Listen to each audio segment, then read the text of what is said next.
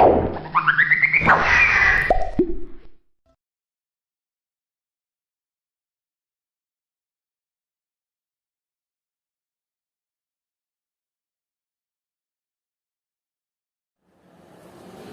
salam, selamat siang. Ya.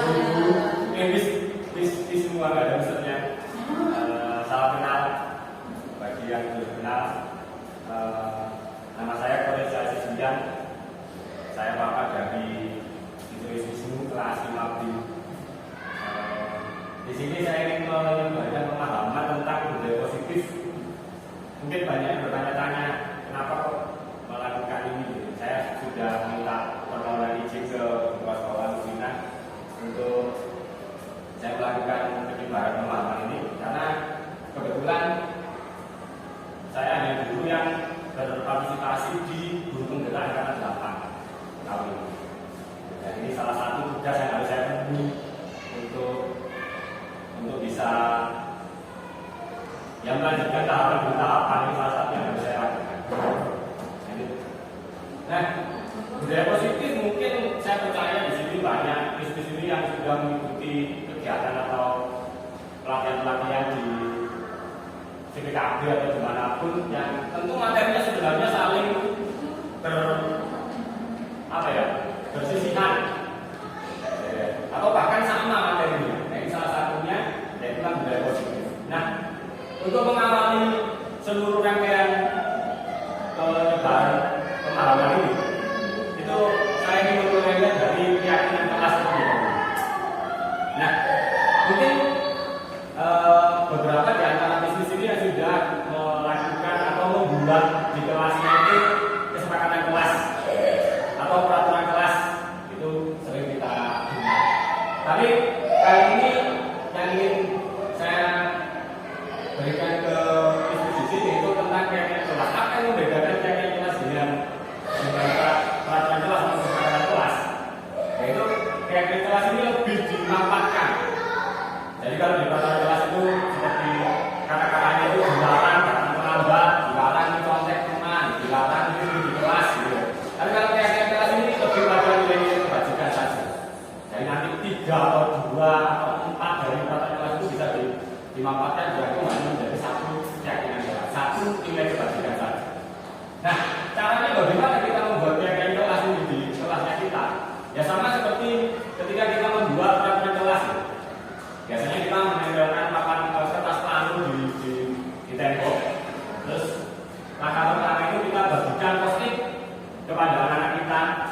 Usahakan post-it yang pertama ini warnanya sama semua. Misalkan kuning ya, kuning semua. Terus minta pertama-tama itu anak menuliskan peraturan yang ingin diterapkan di kelas itu. Satu anak satu saja. Katakanlah kalau ada 20 anak di kelas kita mendapatkan 20 peraturan. Misalkan anak-anak berpikir yang berbeda-beda, tapi yang biasanya ada sama saja. Saat jelek-jeleknya nanti bisa katakanlah dapat 12 atau 15 peraturan, itu sudah bagus. Minta anak-anak untuk menempelkan di kertas planu yang sudah di tembok. Nah, itu kita bacakan satu persatu. Kita bacakan. Nah, langkah kedua yaitu mengubah peraturan-peraturan menjadi kalimat yang lebih positif. Anak-anak kan masih ingat tuh peraturan yang mereka tulis ya. Itu minta untuk dibagikan lagi post-it dengan warna yang berbeda. Kalau tadi misalkan kuning bisa berubah jadi sekarang yang berbeda warna merah. Minta untuk berubah menjadi kalimat yang lebih positif. Kalau sebelumnya ada jangan datang terlambat, dilarang ribut. Nah, kata-kata jangan dan tidak ini yang negatif itu dirubah menjadi lebih positif. Kalau misalkan dilarang datang terlambat, kalimat positifnya akan dapat waktu. Atau dilarang kelas, ya murid-murid belajar dengan tenang di dalam kelas. Lebih positif, anak-anak bisa lah, cuma satu aja yang mereka buat, harusnya bisa. Lagi-lagi anak-anak minta untuk menempelkan di papan planu di tembok tadi. Lalu langkah ketiga, menyarikan peraturan-peraturan menjadi nilai-nilai kebajikan. Nah, ini nilai-nilai kebajikan akan saya bahas nanti di slide berikutnya. Tadi yang saya katakan, 2 atau 3 peraturan itu bisa dimanfaatkan menjadi satu nilai kebajikan. Misalkan datang tepat waktu, mengumpulkan tugas sesuai jadwal, terus mengikuti setiap pembelajaran juga sesuai dengan jadwal juga, itu bisa dimasukkan hanya dalam satu nilai kebajikan ada lagi latihannya. Kemudian yang angka keempat, berdiskusi mengenai gambaran perilaku yang mencerminkan keadaan kelas itu apa. Jadi kalau tadi datang tepat waktu, berarti kalau misalkan masuknya jam 7, ya murid-murid diarahkan untuk masuk datang ke kelas jam 6.45. Itu gambaran perilaku yang lebih rinci. Kemudian juga berdiskusi mengenai peran seluruh warga kelas. Jadi saat kita menentukan keyakinan kelas ini, bukan berarti hanya murid saja yang menaati, tapi kita guru juga harus turut berpartisipasi di dalamnya. Kalau kita sudah menuntut keyakinan kelas untuk anak-anak itu disiplin, ya kita sebagai guru juga harus menerapkannya juga. Salah satu contohnya, ya kita datang ke kelas juga tepat waktu. Pergantian antara mata pelajaran satu dengan yang lainnya juga sesuai jadwal. Tidak ada yang molor, tidak ada yang lebih awal atau lebih cepat. Nah, terakhir meninjau keyakinan kelas dari waktu ke waktu. Jadi kita punya modal nih. Yang pertama, misalkan di tahun ini kita buat keyakinan kelas ini ya. Ini kita bisa gunakan di tahun berikutnya. Kita bisa melihat ini di tahun sebelumnya keyakinan kelas yang aku buat ini ternyata terlalu berlebihan, terlalu baik. Aku ingin mengurangi atau mungkin ini kurang sepertinya, aku ingin menambah keyakinan yang lainnya. Bisa kita lakukan sampai nanti kita memberikan keyakinan kelas yang lebih baik. Nah, apa saja sih nilai-nilai kebajikan tadi yang di keyakinan kelas tadi? Nah, ini saya ambil dari beberapa instansi atau organisasi. Pertama dari Profil Belajar Pancasila, beriman pertama kepada Tuhan Yang Maha Esa, dan rasa mulia, mandiri, kenal kritis, berpikiran global, berkonsolidasi, kreatif. Ini nilai-nilai kebajikan. Lalu dari NGO Primary Youth Program (PYP), yaitu toleransi, rasa hormat, integritas, mandiri, dan lain-lain. Banyak kan? The Seven Essential Virtues juga ada, empati, suara hati, berkontribusi, rasa hormat, kebaikan, toleransi, keadilan, dan masih banyak lagi. Peraturan-peraturan yang mereka buat tadi dalam bentuk positif, kita bisa rangkum dalam nilai-nilai kebajikan. Biasanya ya 2 atau 3 atau 4 peraturan itu bisa hanya disarikan menjadi satu nilai kebajikan. Itu sangat menyenangkan. Dan keyakinan kelas ini nggak perlu yang sebanyak itu tadi. Cukup mungkin 5 atau 7 atau bahkan 3 atau 4. Tapi itu benar-benar diterapkan dalam kelas itu dengan baik. Anak-anak tahu betul keyakinan kelas itu harus dipegang benar-benar. Itu untuk mendasari kita melanjutkan yang berikutnya. Lanjut. Nah, selama ini kita sebagai guru mungkin mempunyai pemahaman yang salah atau yang disebut dengan miskonsepsi tentang teori kontrol. Ini hasil dari penelitian William Glasser, seorang psikiater dan juga pendidik yang sudah meneliti jika guru mengontrol murid itu ternyata hanya ilusi, yang artinya itu bisa terlihat tapi tidak benar-benar terjadi. Kemudian juga ada kritik dan membuat rasa bersalah itu mampu menguatkan karakter, itu juga ilusi sebenarnya. Jadi kalau mungkin kita memberikan kritik agar orang itu karakternya lebih kuat, itu sebenarnya justru tidak benar-benar terjadi dan tidak terjadi. Kemudian ada semua tontonan positif, efektif dan bermanfaat, itu juga ilusi, tidak benar-benar terjadi. Saya ingat betul istri saya itu pernah bercerita, ini juga saya pernah ceritakan ke saya istri juga. Satu kali ada satu keluarga itu yang mengalami kecelakaan dan anggota keluarganya itu beberapa meninggal, yang hidup hanya tinggal nama dengan satu anaknya saja. Jadi dia kehilangan suami dan juga anak yang lainnya. Dan anak yang bertahan hidup ini dari kecelakaan itu justru anak yang autis, itu butuh perhatian ekstra benar-benar. Kebayangkan kita bagaimana traumanya terjadi kecelakaan di saat bersamaan. Lalu datang ada orang yang layak dari sana. Seperti biasa kita layak ya, mengucapkannya turut berduka cita ya, turut berbelasungkawa ya, yang tegar ya, yang kuat ya, yang tabah ya, gitu biasanya gitu. Tapi tidak bisa tahu apa respon dari orang yang berduka sangat dalam. Dia mengatakan, dia justru marah besar. Aku tahu kalau aku memang harus tegar, aku tahu kalau aku harus kuat, aku benar-benar tahu kalau aku itu harus tabah. Ya, jadi jangan kita, ini mungkin bisa jadi pembelajaran buat kita ya. Kalau kita layak disuruh ngomong terus berbelasungkawa ya, terus berduka cita, udah cukup itu aja, nggak usah memberi nasihat-nasihat yang lain. Itu nanti justru akan membawa tekanan kepada si orang yang berduka dengan cara itu salah satu penguatan positif itu tidak selalu efektif dan bermanfaat. Itu salah satu contoh nyatanya. Lalu ada orang dewasa itu berhak memaksa, itu juga ilusi. Terima kasih. Jadi kalau kita sebagai guru jelas ya kita lebih tua daripada murid-muridnya kita. Terus kita merasa kamu itu muridku jauh lebih muda daripada aku, harus nurut sama orang tua. Itu ternyata ilusi, tidak perlu terjadi.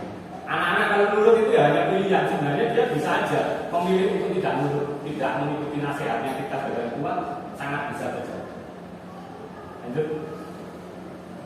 Nah, yang berikutnya, dapatkah kita merubah orang lain? Jika seperti tadi ya, ternyata miskonsepsi tentang teori kontrol tadi yang sudah saya terangkan. Ini ada dua. Yang pertama itu stimulus respon tentang dunia dan juga teori kontrol tentang dunia. Ini dua hal yang sangat kontras dan benar-benar berbeda. Kalau stimulus respon tentang dunia, orang-orang yang percaya jika orang yang lebih tua itu berhak untuk memaksa lagi. Kalau penguatan positif itu efektif, lalu kritik dan saran itu bisa menguatkan karakter, itu yang bagian stimulus respon tentang dunia ini. Mereka berpikiran jika kebutuhan kita itu semua sama, anak-anak di kelas kita itu kebutuhannya sama. Tapi ternyata kenyataannya kebutuhan kita itu berbeda, sangat jelas sekali, tidak perlu diperdebatkan. Semua orang melihat hal yang sama, tapi di teori kontrol setiap orang itu memiliki gambaran yang berbeda. Kalau kita ketemu misalkan ada tabrakan di jalanan aja, itu apa yang kita lihat itu bisa berbeda antara satu orang yang kita lewat sini sama orang yang lewat sana. Bisa aja yang salah orang dari depannya kita, yang salah dari sana juga bisa, gambaran yang berbeda. Lalu kita mencoba mengubah orang yang agak berpandangan sama dengan kita, mengokok kita, kamu itu percaya sama aku, kamu milih partai ini loh, gitu. Yang nggak bisa kita memaksakan itu, karena kita harus memahami pandangan orang lain dengan itu ya berbeda. Perilaku buruk dilihat sebagai suatu kesalahan, ini umum terjadi buat kita sebagai guru. Anak melakukan kesalahan dengan terlambat, lupis kamu itu salah jelas. Tapi sebenarnya setiap perilaku itu memiliki tujuan. Anak juga memiliki di kelas kemana-mana, ganggu temannya, joel-joel temannya waktu pelajaran, itu sebenarnya mereka ada tujuan. Lalu yang ini terakhir yang sangat menusuk sekali ya, menonjol. Orang lain bisa mengontrol saya, tapi kenyataannya hanya Anda bisa mengontrol diri Anda. Seperti yang saya katakan tadi, kalau murid-muridnya kita itu di kelas mereka memilih untuk tidak nurut sama kita, sah-sah saja sebenarnya. Karena nggak ada yang bisa mengontrol kita itu nggak ada. Orang lain apalagi itu nggak bisa. Ya diri kita itu mungkin anak-anak nurut itu ya karena aku milih nurut sama misku. Kalau misalkan dia milih nggak nurut ya sama aja bisa saja. Lanjut. Dari sini kita melihat jika kita itu nggak bisa memaksakan atau mengubah anak atau mengubah orang lain. Lalu setiap yang dilakukan oleh anak-anak atau orang itu memiliki tiga motivasi. Motivasi yang pertama itu untuk menghindari ketidaknyamanan atau hukuman, gitu ya. Misalkan nih, saya biasanya sebagai guru kalau belajar, kamu kerjakan halaman 21, kerjakan nomor 1 sampai 10. Kalau nanti nggak selesai sampai waktu istirahat, jangan istirahat. Itu sudah anak sudah mendapatkan ancaman hukuman. Fokus mengerjakan mereka cepat-cepat. Yang penting aku selesai nanti 1 sampai 10. Yang penting aku nanti bisa istirahat. Itu motivasi. Nah ini datangnya dari luar karena adanya ancaman hukuman tadi. Lalu yang kedua untuk mendapatkan imbalan atau penghargaan dari orang lain. Itu juga gitu biasanya. Anak saya di sini itu dulu berlatih sepeda itu biar bisa saya ini buat belikan mainan. Tapi kamu kalau bisa sepedaan, saya tak belikan mainan. Bener dia berusaha bener. Tapi kan motivasinya biar dia dapat mainan, bukan biar dia bisa senang bersepeda. Akhirnya beneran bisa bersepeda, dapat mainannya. Lalu yang terjadi apa? Dia nggak bersepeda lagi, bosan. Sudah bisa nggak bersepeda. Yang penting aku dapat mainan. Lalu yang ketiga, ini yang seharusnya kita dorong, kita kondisikan anak kita itu memiliki motivasi yang itu, yaitu untuk menjadi orang yang mereka inginkan dan menghargai diri sendiri dengan nilai-nilai yang dipercaya. Yang mungkin biasanya ada di kelasnya kita itu dari kadang-kadang 20 ada satu anak yang gitu. Terus nggak perlu disuruh-suruh dinasehati, mereka ngerjakan nggak sendirinya, gitu ya. Tapi kita bayangkan kalau misalkan setiap anaknya kita di kelasnya kita kondisikan dan mereka berhasil mempunyai motivasi yang ketiga ini, datangnya dari diri sendiri. Saya sering mengatakan, kok murid itu petang 25 kayak zaman pendidikan ini nggak perlu menjelaskan motot-motot, nggak perlu pengertian untuk mendorong mereka mengerjakan, mereka sudah punya tanggung jawab, merasa perlu untuk melakukan itu demi meningkatkan kualitasnya mereka. Ini datangnya dari intrinsik dari dalam hidup. Nah, setiap perilaku selain 3 motivasi tadi, manusia itu melakukan sesuatu, murid-murid kita di kelas melakukan sesuatu. Sebenarnya anak-anak kita itu ingin kebutuhan dasarnya sebagai manusia itu terpenuhi. Itu dasar dari mereka melakukan apa yang mereka lakukan di kelas itu sebenarnya untuk memenuhi 5 kebutuhan dasar manusia. Apa saja? Yang pertama, bertahan hidup, survival, jelas sekali. Setiap orang hidup itu pasti ingin bertahan hidup. Gak ada yang, wis aku dilahirkan, aku sampai dewasa, aku tak pasrah, hari masih mati, besok ya apa ya? Juga. Lalu yang kedua tentang kekuasaan atau power. Kasih sayang dan rasa diterima, love and belonging. Lalu kebebasan, freedom, kesenangan, fun. Nah, misalkan kita belajar ya, matematika, terus kita jelaskan sampai muntuk-muntuk, terus mulutnya kita. Mulutnya kita itu ada pangap-pangap di kursinya juga mau pangap-pangap, mau males-malesan. Itu mungkin dia tidak terpenuhi kebutuhan dasarnya tentang kebebasan. Dia merasa bosan, Pak. Bosan berhukum jelas nomor gini kok menuntun. Jadi dia merasa bosan. Atau mungkin ada anak yang ini muridnya saya sama Mas Bella dulu ya, Satria. Dia tahu anaknya itu kedua orang tuanya pisah, dia hidup sama kakaknya. Wes, dia jelas kehilangan, dia butuh untuk memenuhi kebutuhan dasar kasih sayang dan rasa diterima. Pernah tuh saya sama Mas Bella itu mau marah-marah sama si Satria ini. Karena waktu beli di Bosri depan sana itu sama teman itu tolong tahu sedang mendagang. Ternyata karena dia nggak bisa membeli itu, teman-teman ini beli cilok atau apa itu cimol, dia nggak bisa, terus nggak betul mau apa ya bisa dalam sejarah. Tahu teman salah, teman perempuan ditendang, marah-marah tentang. Tapi setelah itu sama sebenarnya kasih uang anak, terus kalau beliau jajan itu tidak. Nah itu ya kita harus menyadari setiap perilaku yang dilakukan anak-anak kita di kelas mungkin yang berkebutuhan itu sebenarnya untuk kebutuhan dasarnya. Nah, misalkan Pak Wir senangnya main apa? Ya, main perempuan. Itu sebenarnya butuh kesenangan ini, fun. Jadi kebutuhan dasar punya kesenangannya dia tidak terpenuhi.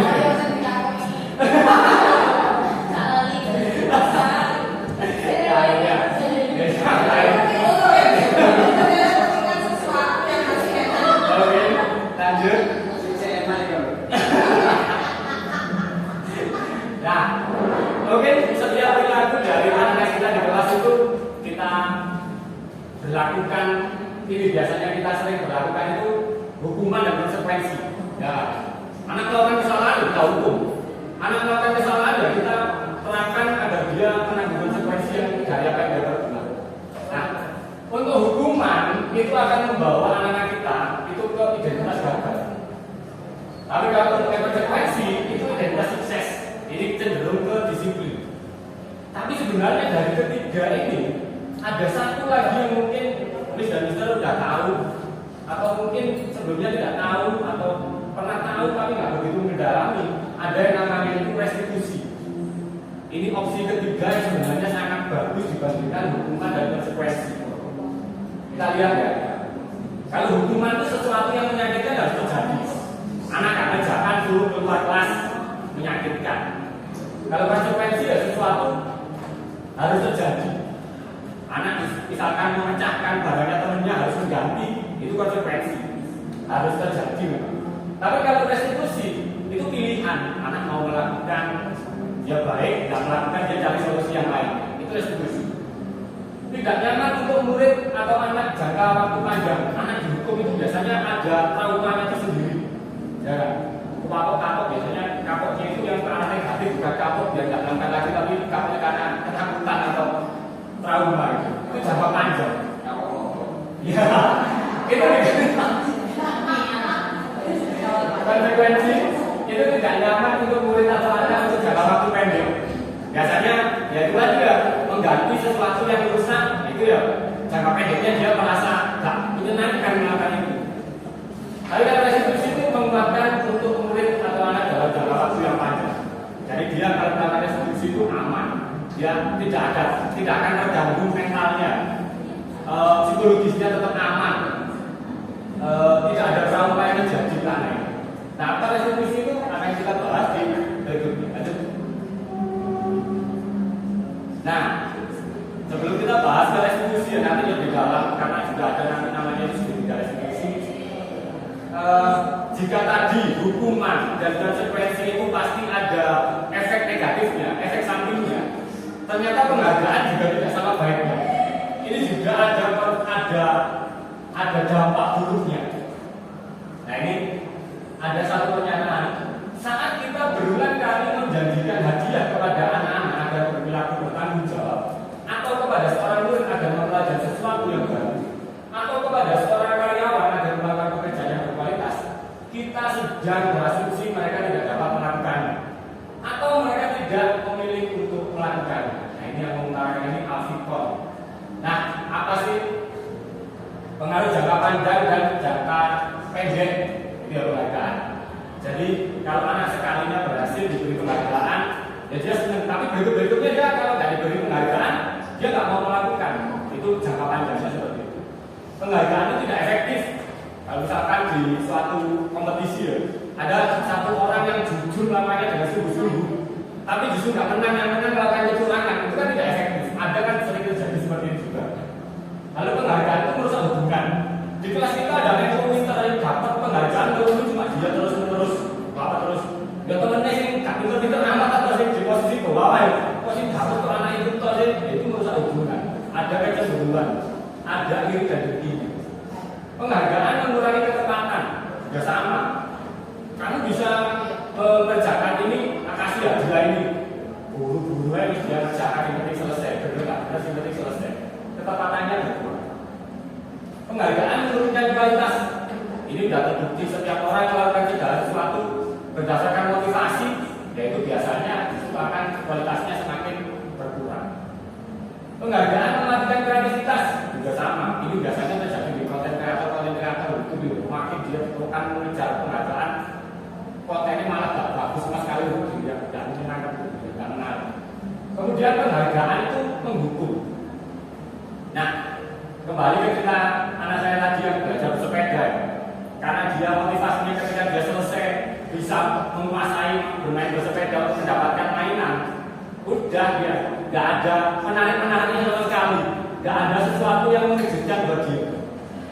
Tapi saya dulu sangat ingat waktu pertama kali bersepeda, berlatih bersepeda, bisa ngayuh 2-3 kali itu sempatnya luar biasa, sempatnya banget, dan itu benar-benar teringat. Bahkan sampai saya dewasa ini masih ingat dulu 3 kayuhan pertama sampai sepeda saya berjalan itu ingat senangnya sampai sekarang. Itu yang tidak terjadi saat kita memberikan penghargaan kepada orang yang berhasil melakukan sesuatu. Waktu dulu TK atau guru kelas 1, anak yang belum bisa baca terus tiba-tiba bisa baca, pasti kelihatan kan ekspresinya. Loh, aku bisa baca loh, sampai loh, matanya berbintang-bintang, mukanya berseri-seri kayak panggil ketemu perempuan cantik gitu. Nah itu kalau tiba-tiba, oh kamu berhasil kamu baca, kamu betul-betul nggak bisa baca, kamu bisa baca. Kita kasih coklat, hilang udah dia kesempatannya dia untuk menikmati kesenangan dan dia itu terbayar dengan coklat. Nah itu berbahaya sekali, itu penghargaan itu. Lanjut.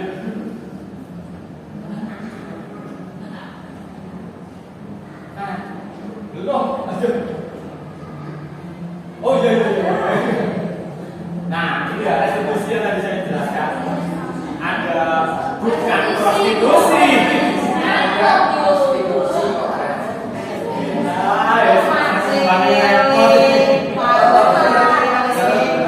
Nah, apa sih restitusi itu?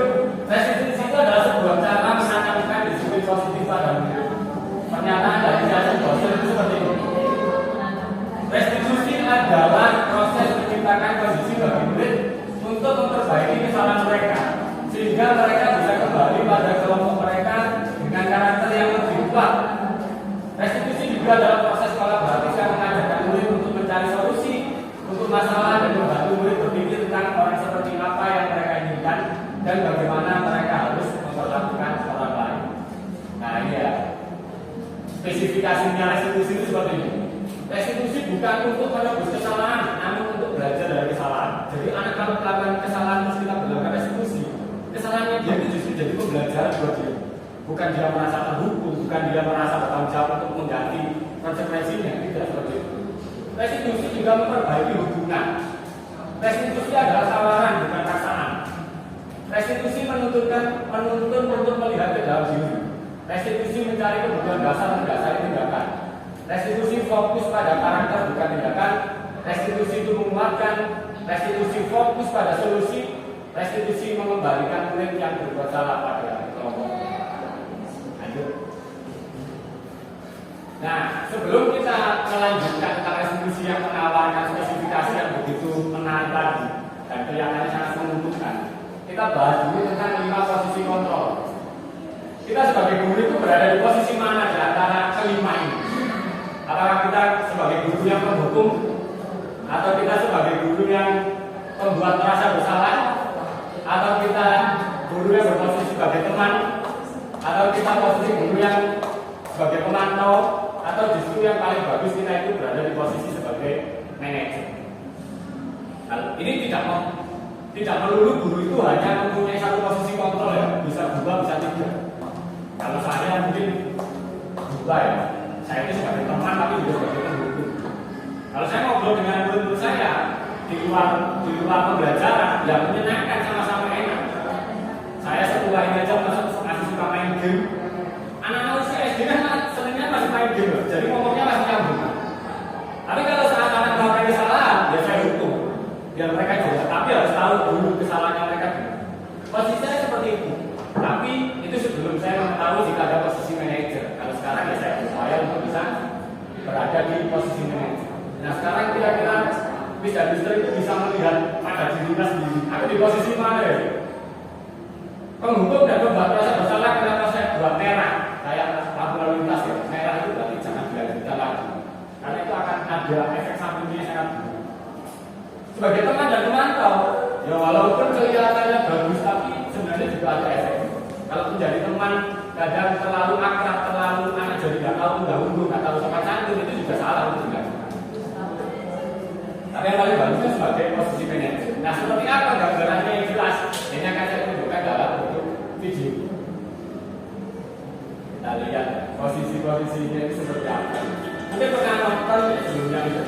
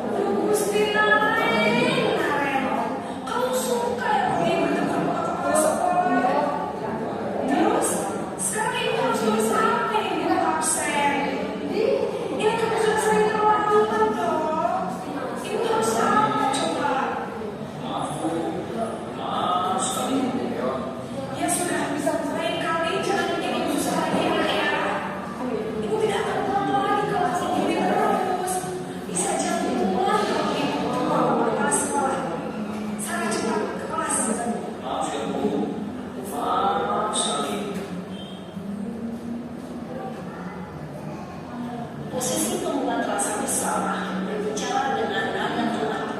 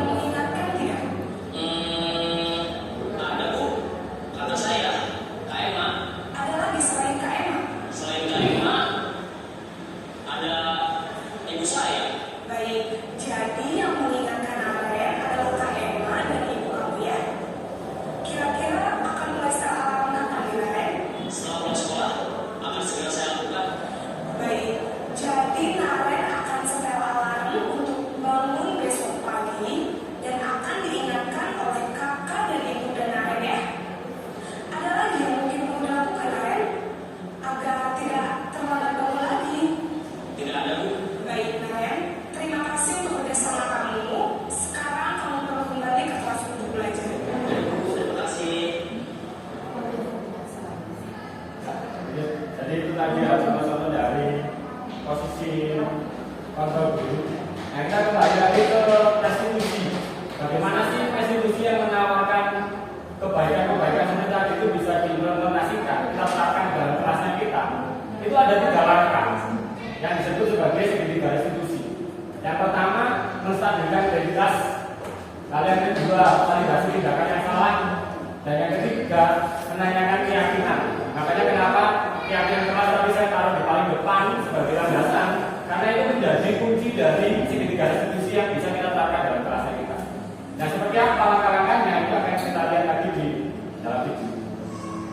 Jika kita mendapati anak melakukan kesalahan, responnya seperti apa ketika memperlakukan segitiga revolusi?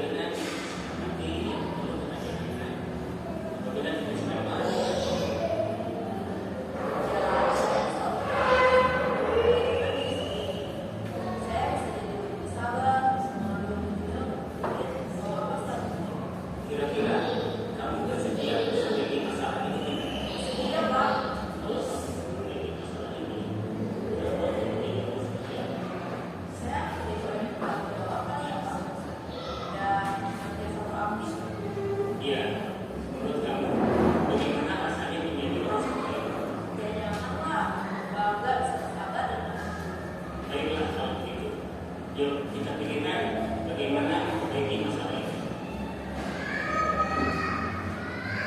Nah, itu ya cara menerapkan sebuah solusi ketika kita mendapati kita itu melakukan kesalahan. Lanjut. Baik, itu yang mungkin bisa saya sampaikan sebagai penutup, karena saya sangat takut menyanyiakan waktu yang berharga dari Mister. Saya diberi kesempatan di sini untuk berbicara, ini sudah sangat berharga buat saya. Jadi dalam menerapkan program budaya positif itu suatu keniscayaan bagi guru untuk memiliki standar kepribadian profesional dan sosial yang baik, di mana guru mampu merefleksikan dirinya sebagai manajer yang menuntun murid-muridnya menjadi insan yang mandiri, merdeka, dan bertanggung jawab. Nah, ini yang sesuai dengan standar nasional pendidikan. Ya, itu mungkin yang bisa saya sampaikan. Terima kasih banyak atas perhatiannya.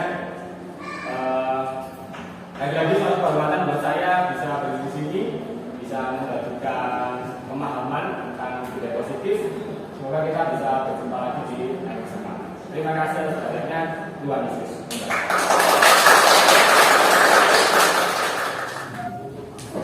Nah, baik.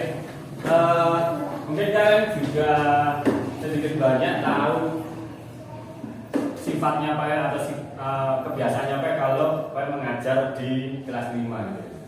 Di kelas 5 itu Pak enggak menuntut kalian itu dapat nilai yang selalu bagus, dapat nilai 100 terus.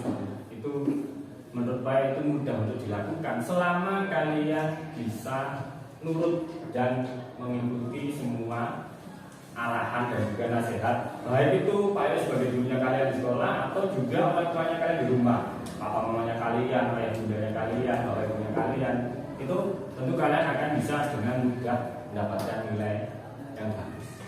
Nah, yang perlu kalian ingat, yang selalu saya tekankan dan menjadi fokus dari kelas 5 yang Pai ajar itu adalah perubahan tingkah laku.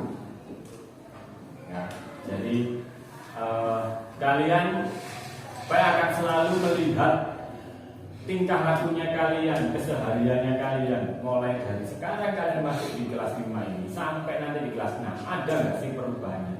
Nah, yang sudah bagus tetap dipertahankan dan ditingkatkan, yang mungkin masih belum bagus yaitu harus dirubah. Ya, itu namanya ada perubahan tingkah laku. Dan ini yang saya katakan kalian berhasil dalam belajar. Berhasil dalam belajarnya Pak itu bukan kalian dapat nilai yang paling tinggi terus, bukan itu. Tapi ada perubahan tingkah lakunya kalian dari yang jelek menjadi yang semakin bagus. Yang sudah bagus ditingkatkan semakin bagus lagi. Itu baru saya anggap sebagai kalian berhasil dalam belajar di kelas 5 ini.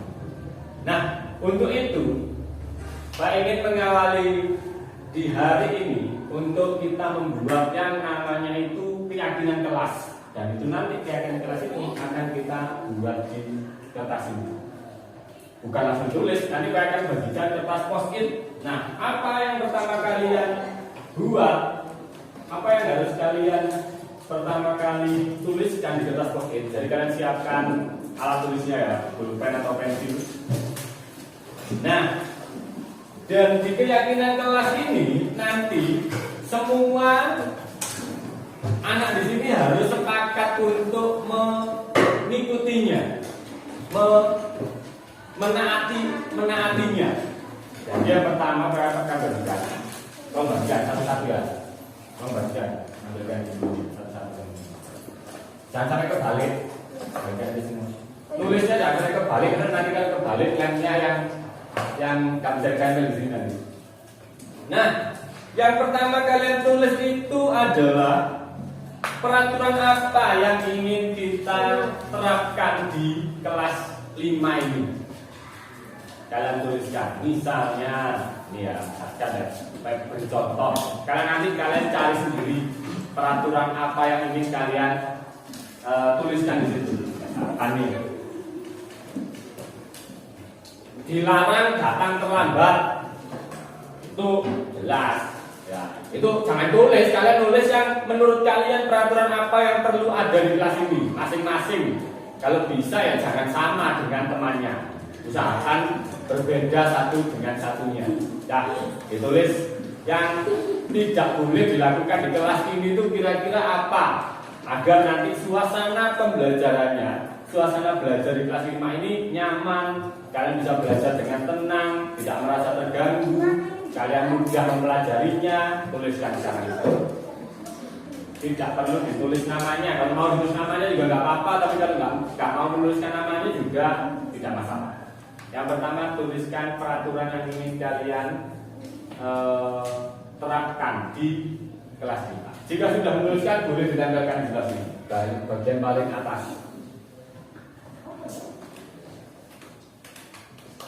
Tidak boleh apa, misalkan di dalam kelas atau di sekolah ini tidak boleh apa, itu kalian tuliskan. Kalian mau menulis lebih dari satu boleh, tapi setidaknya di kertas itu ada satu peraturan yang harus kalian tuliskan. Kalian mau tulis 10 atau berapa, bahkan cukup kertasnya ya tidak apa-apa. Kalau butuh kertas lagi, minta lagi ke Pak, ya tidak apa-apa. Terserah kalian. Yang menurut kalian, oh dengan peraturan ini nanti kelasku akan tertib, kelasku akan tenang, aku bisa mudah belajar di kelas ini. Itu peraturan apa yang ingin kalian tuliskan ini? Tuliskan sekarang.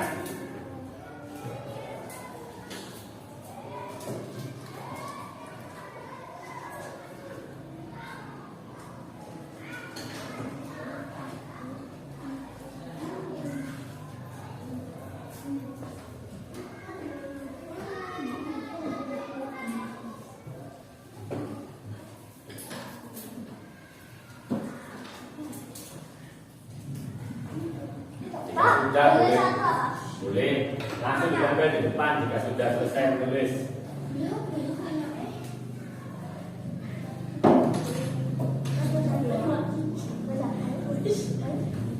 Tadi tulis. Nyampe nggak? Nah, nyampe nggak? Lupa aku yang ini. Nggak apa-apa, ada salahnya.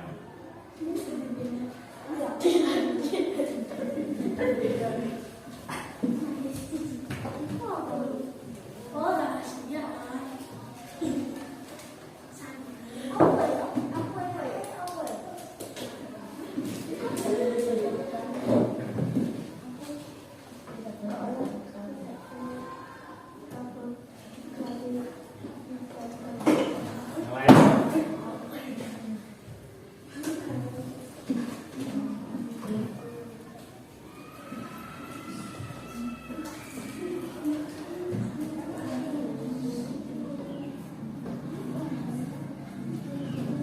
Satu, dua, tiga, empat, lima, enam, kurang 4. Duduk dulu nanti kita bacakan satu, udah kata itu nanti kita bahas satu ini.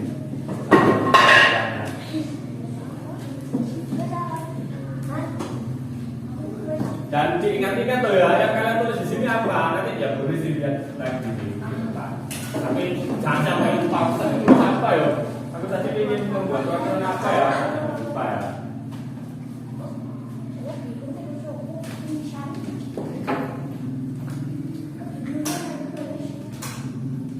Satu, dua, tiga, empat, lima, enam, tujuh, delapan. Kurang 2, siapa? Oh, Devi.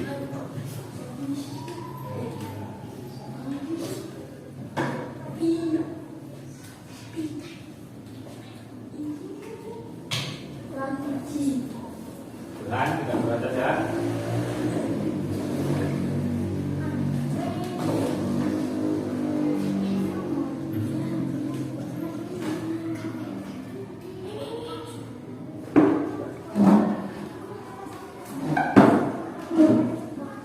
Nah, sebelum itu Pak akan membacakan peraturan yang sudah kalian buat. Bukan Pak yang buat ini ya. Jadi kalian, karena ini kalian yang buat, juga tentu kalian harus mentaatinya. Ini belum selesai sampai sini. Nanti akan kita lanjutkan lagi apalagi yang kalian tuliskan. Bukan peraturannya, bukan peraturannya di jumlah, tapi ini nanti kita akan menemukan namanya itu keyakinan kelas. Seperti apa itu? Nah, dengarkan ya. Ini peraturan yang sudah kalian dan teman-teman kalian di kelas 5 ini buat. Yang pertama, tidak boleh bertengkar. Lalu yang kedua, dilarang pipis ke kamar mandi. Dilarang pipis ke kamar mandi bolak-balik. Dilarang marah-marah, dilarang gosip. Lalu yang berikutnya, tidak boleh kabur dari tiket kelas, tapi juga bercanda saat pembelajaran dan tidak boleh berkata kasar. Tidak boleh membuang sampah sembarangan di kelas dan tidak boleh mencontek. Ini juga enggak, membuang sampah itu juga jangan membuang sampah sembarangan itu tidak hanya di kelas ini saja, di lingkungan sekolah ini juga jangan sampai buang sampah sembarangan. Gitu ya, itu juga menarik. Lalu tanya mana ini? Ini ya, tidak bertengkar, tidak terlambat datang, tidak membuang sampah sembarangan, tidak menyobek buku yang kita dapat dari sekolah. Tidak boleh membuang sampah sembarangan dan patuh pada guru. Tidak boleh makan saat pelajaran. Oke, kalau minum boleh. Kalian kalau di kelas sampai kalau minum air putih loh ya, minum air putih nggak apa-apa. Asal jangan minum susu atau minum teh atau minum kopi di kelas. Kalau saya biasanya minum kopi di sini, tapi kalau kalian muridnya selalu saya sarankan untuk membawa bekal air putih dari rumah. Jadi air putih itu harus ada, bawa dari rumah. Botolnya terserah, nggak harus botol yang bagus-bagus. Kalian ngambil botol yang ada di rumah apa saja. Dan itu selalu saya cek di pagi hari, saya cek beneran kalian bawa penuh apa enggak. Lalu minumnya juga sepengetahuannya Pak, di sebelum kalian pulang akan Pak cek itu air yang kalian bawa dari rumah itu habis atau tidak. Gitu. Kemudian tidak boleh membuang sampah sembarangan, sama seperti tadi. Tidak boleh mencontek juga ada di situ.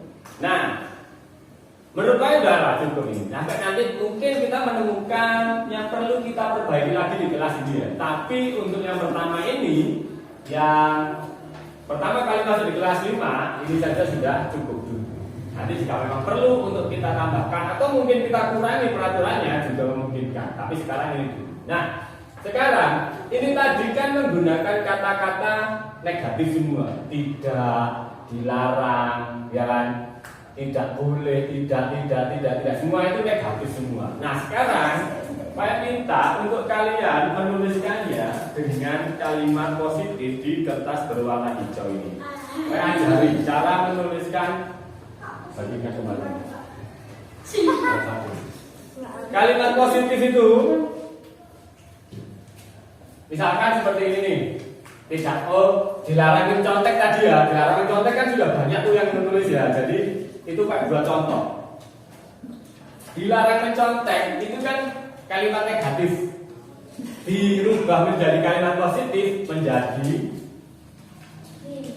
mengerjakan tugas dengan jujur. Jadi seperti itu, tidak ada kata tidaknya lagi tapi dengan kalimat yang positif. Jadi kalau dilarang mencontek atau tidak boleh mencontek itu kan negatif, dirubah menjadi positif menjadi mengerjakan tugas dengan jujur. Kalau tidak boleh bertengkar, berarti apa kalimat positifnya? Tidak boleh bertengkar. Loh, harus rukun dengan teman. Seperti itu. Kalau dilarang pipis ke kamar mandi bolak-balik, berarti nggak ada kata zamannya. Izin ke kamar mandi hanya sekali. Halo. Apanya? Ya itu sepanjang hari kan, dari pagi sampai siang kan. Jadi kalau pelajaran kalau sampai istirahat ya sekali aja atau mungkin 2 kali, nanti istirahat kan kalian bisa ke kamar mandi. Nanti setelah istirahat kalian mau izin lagi sekali lagi juga nggak apa-apa. Tapi jangan sebelum istirahat gini aja kalian sudah 3 kali ke kamar mandi, nggak normal itu. Ya. Kemudian dilarang marah-marah itu berarti apa? Kalian positifnya kira-kira apa kalau dilarang marah-marah? Bisa mengendalikan diri. Jadi bisa mengendalikan diri biar tak mudah marah, bisa menahan diri biar sabar. Itu namanya menahan diri. Dan ditulis yang tadi yang sudah seperti kan buat contoh tadi. Kalau tidak boleh membuang sampah sembarangan, berarti kalimat positifnya membuang sampah pada tempatnya. Kalau Pak tidak apa yang tadi kamu tulis saja apa tadi? Tidak boleh berkata kasar, berarti harus berkata dengan sopan. Berbicara dengan sopan. Bercanda saat pembelajaran, berarti apa? Ya bukan diam, berarti tetapi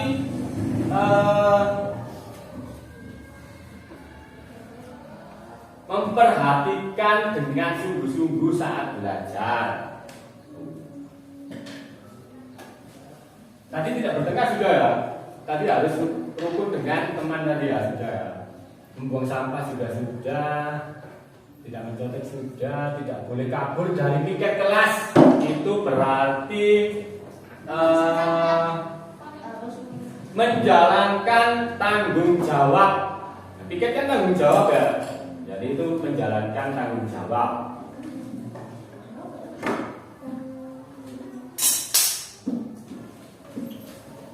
Tidak terlambat datang. Tidak terlambat datang berarti apa? Datang tepat waktu. Ya. Ya, bagus. Ya, bagus. Ya, bagus.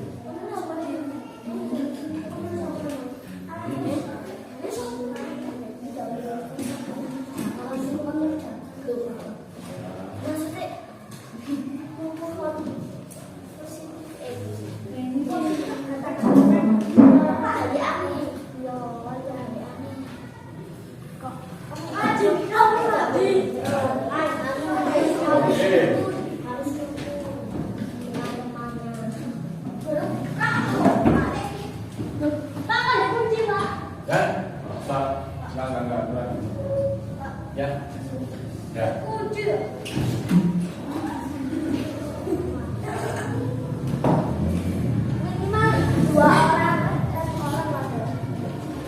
Nah, sekarang ini kita kalian sudah menentukan peraturan yang ingin kalian berlakukan di kelas. Terus peraturan atau di kelas kita itu tidak boleh ada kata-kata negatif, makanya kita rubah menjadi kalimat positif. Ya, kalimat positifnya apa saja? Mengerjakan dengan jujur, diperbolehkan bertanya teman atau menjalankan tanggung jawab, rukun dengan teman, harus berkata dengan sopan, terus memperhatikan ucap menjelaskan, menjaga ucapan yang tepat waktu, mengerjakan dengan baik, membuang sampah pada tempatnya, mengerjakan tugas dengan baik, harus rukun dengan teman. Nah, ini yang kalimat positifnya. Nah, sekarang ternyata ini bisa kita masukkan menjadi yang namanya itu keyakinan kelas. Nah, keyakinan kelas itu apa saja? Iya, kayak ini.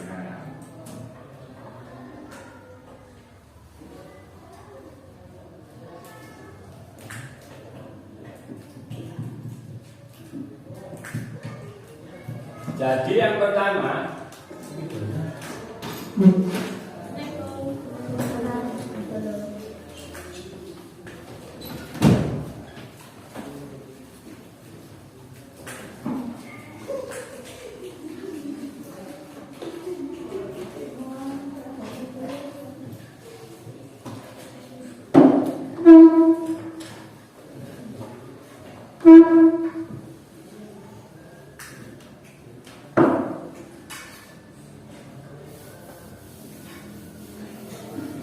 sekarang saya tuliskan apa yang menjadi keyakinan dari kalimat-kalimat positif yang sudah kalian tuliskan tadi.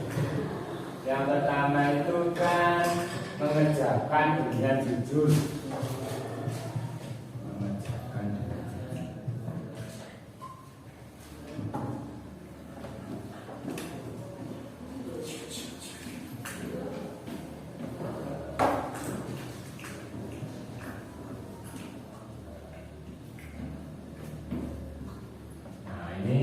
masuk di jujur. Nah, terus apa lagi dulu? Menjalankan tanggung jawab, ya kan? Tiket nggak menjalankan itu berarti nggak bertanggung jawab itu.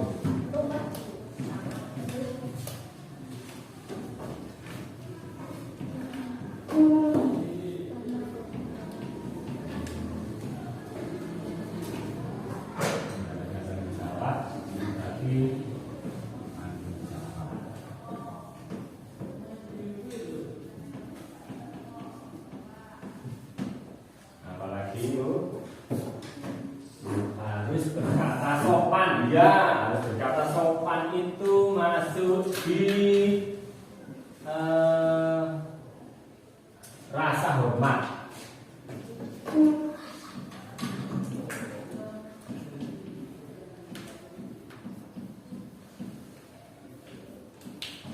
Ya kan, kalau kita menghormati seseorang ya kita harus berkata dengan sopan.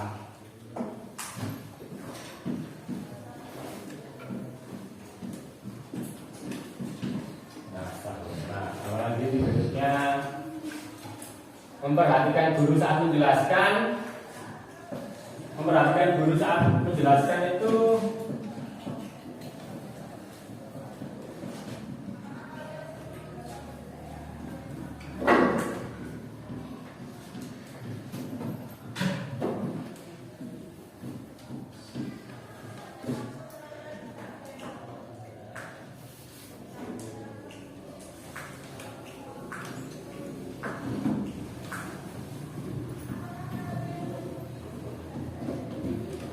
ini juga masuk di rasa hormat. Terus lagi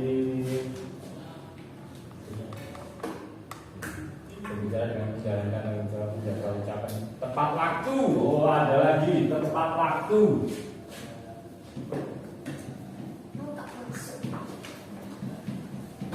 Tepat waktu itu masuk di namanya disiplin. Nah,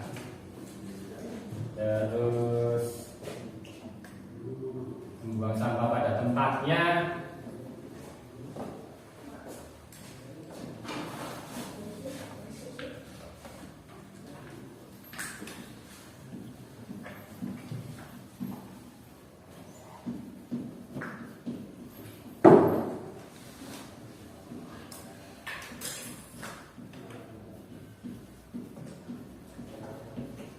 Membuang sampah pada tempatnya ini masuk di tanggung jawab.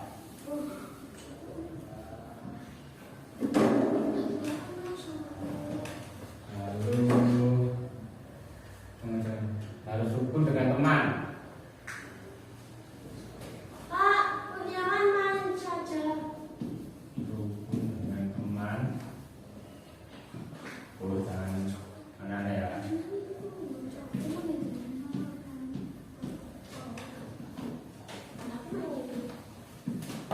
Rukun dengan teman kira-kira masuk di mana? Ada yang tahu? Itu masuk di rasa hormat.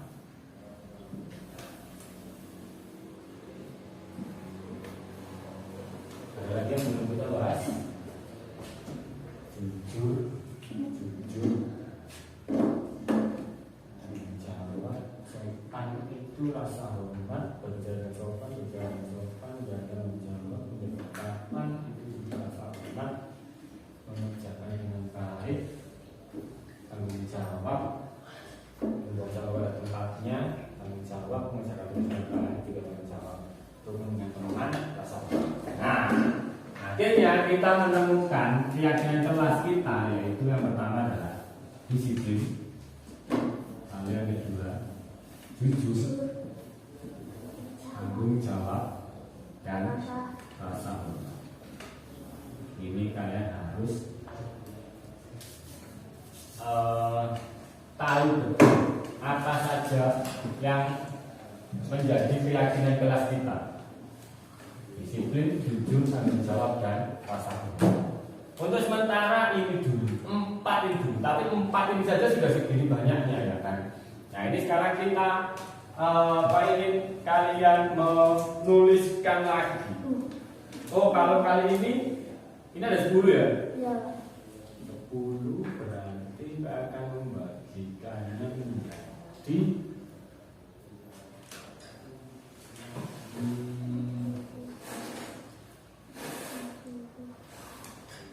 3, yang 3 anak 2 kelompok, yang 4 anak 1 kelompok. Ya, kalian bagi sendiri. Sekarang, ya udah gabung meja dan kursinya juga boleh digabung. Saya ambilkan kertas dulu. Nah.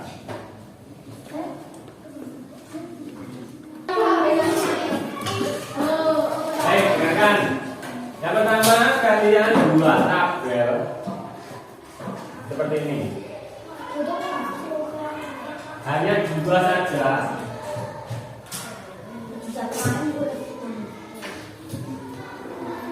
Maksudnya kayak 2 itu gini. Ini kan bentuknya menyerupai T ya. Ini loh, ini kan kayak T gitu. Nah ini tadi disebut sebagai tabel T. Nah apa saja di tabel T ini?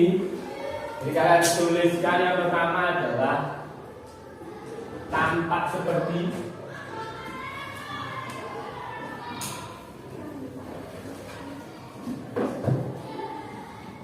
dan tidak tampak seperti.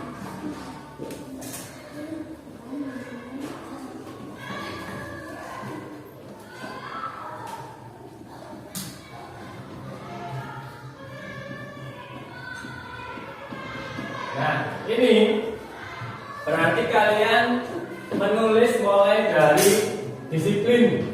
Disiplin itu di sini tulisannya disiplinnya.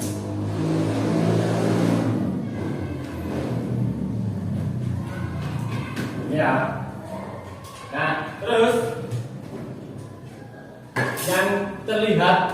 yang terlihat disiplin itu seperti apa?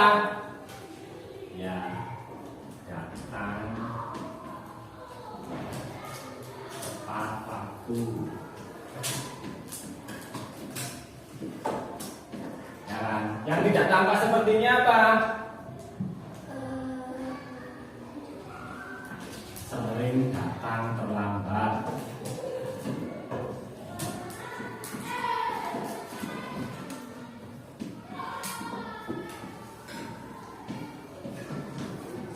Nah ini ya. Terus apa lagi di disiplin itu tampak sepertinya apa?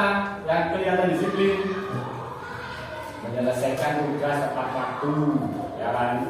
Terus di sini tugas tidak selesai sampai pulang. Nah, itu tidak sama seperti yang disiplin tadi apa?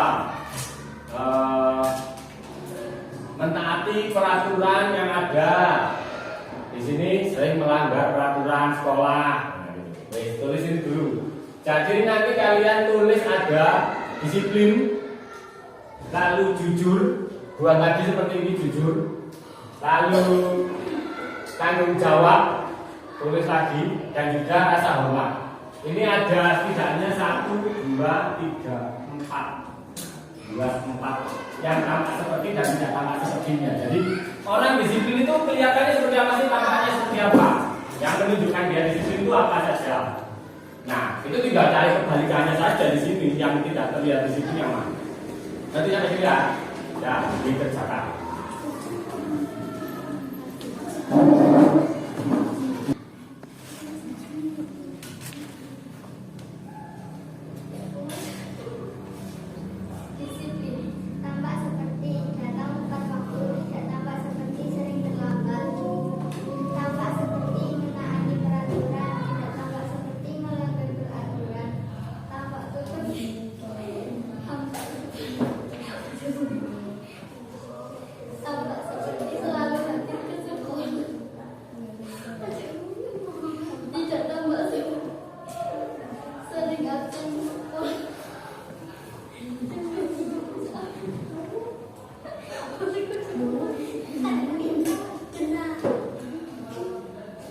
Sudah?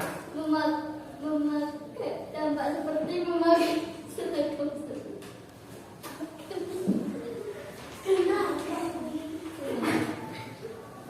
Tampak seperti memakai seragam sesuai jadwal. Tidak tampak seperti tidak memakai seragam sesuai jadwal. Tampak seperti membaca buku, membawa buku sesuai jadwal. Tidak tampak seperti tidak membawa buku sesuai jadwal. Ya. Apa sendiri aja?